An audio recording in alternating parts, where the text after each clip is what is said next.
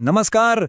ચાલો તો આજે ભારતના 8 યુનિયન ટેરિટરીઝ એટલે કે કેન્દ્રશાસિત પ્રદેશોની એક મજેદાર સફર કરીએ.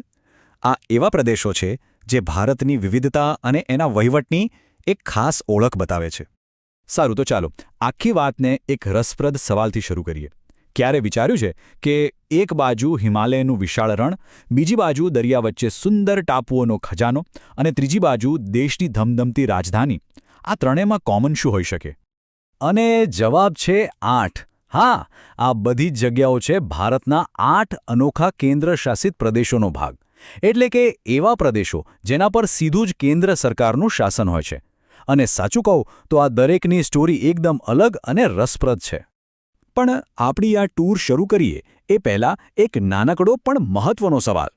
આ કેન્દ્રશાસિત પ્રદેશો આખરે છે શું? મતલબ રાજ્યોથી એ કેવી રીતે અલગ પડે?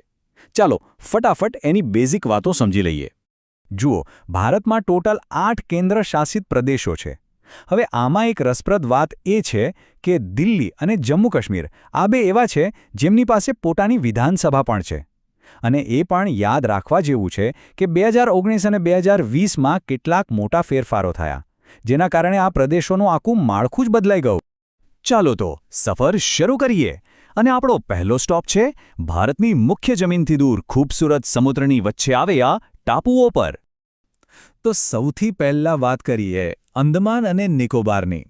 બંગાળની ખાડીમાં આવેલા આ ટાપુઓ, શું કહેવું એની સુંદરતા વિશે.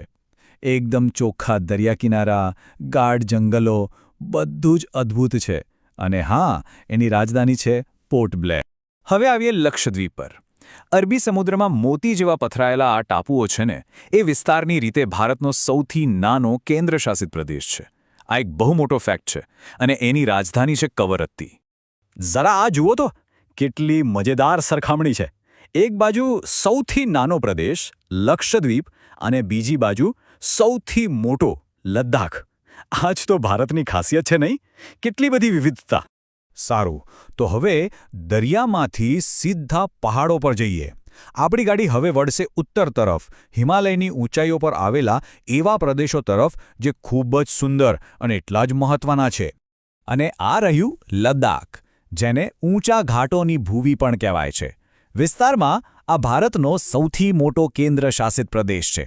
યાદ રાખજો, એનું ઠંડુ રણ, ઊંચા પહાડો અને રાજધાની લેહ, બધું મળીને એને એકદમ યુનિક બનાવે છે. હવે વાત કરીએ જમ્મુ અને કાશ્મીરની. આપણે આગળ જોયું એમ 2019માં તે કેન્દ્રશાસિત પ્રદેશ બન્યું. પણ એની સૌથી ખાસ વાત શું છે ખબર છે? એની 2 રાજધાનીઓ છે. ગરમીમાં શ્રીનગર અને શિયાળામાં જમ્મુ. બહુ જ અનોખી વહીવટી સિસ્ટમ છે આ. ઓકે, તો આપણી સફર હવે એના છેલ્લા પડાવ પર છે. હવે આપણે એવા પ્રદેશો જોઈશું જે એમના ખાસ વહીવટી રોલ અને યુનિક હિસ્ટ્રી માટે જાણીતા છે. અને અહીં આવે છે દિલ્હી, જેને નેશનલ કેપિટલ ટેરિટરી એટલે કે એનસીટી પણ કહેવાય છે. જુઓ, આ ખાલી એક યુનિયન ટેરિટરી નથી. આ તો આખા દેશના શાસનનું દિલ છે, એનો સેન્ટર છે.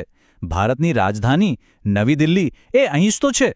હવે ચંદીગઢને જુઓ, આનું સ્ટેટસ તો સાવ જ અલગ છે.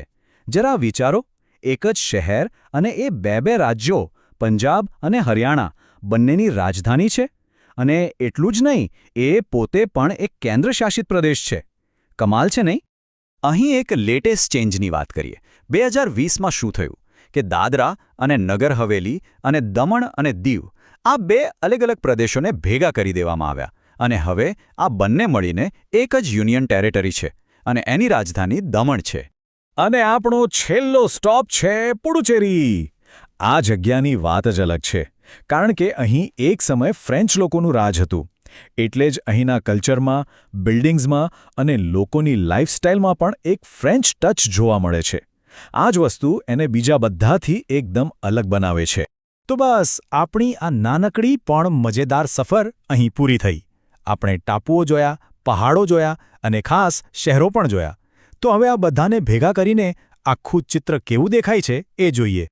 તો વાતનો સાર એટલો જ છે કે આ 8 પ્રદેશો ભલે એકબીજાથી સાવ અલગ હોય, કોઈ પહાડમાં, કોઈ દરિયામાં, કોઈનો ઇતિહાસ અલગ, કોઈની સંસ્કૃતિ અલગ, પણ છતાંય એ બધા એક જ શાસન હેઠળ જોડાયેલા છે.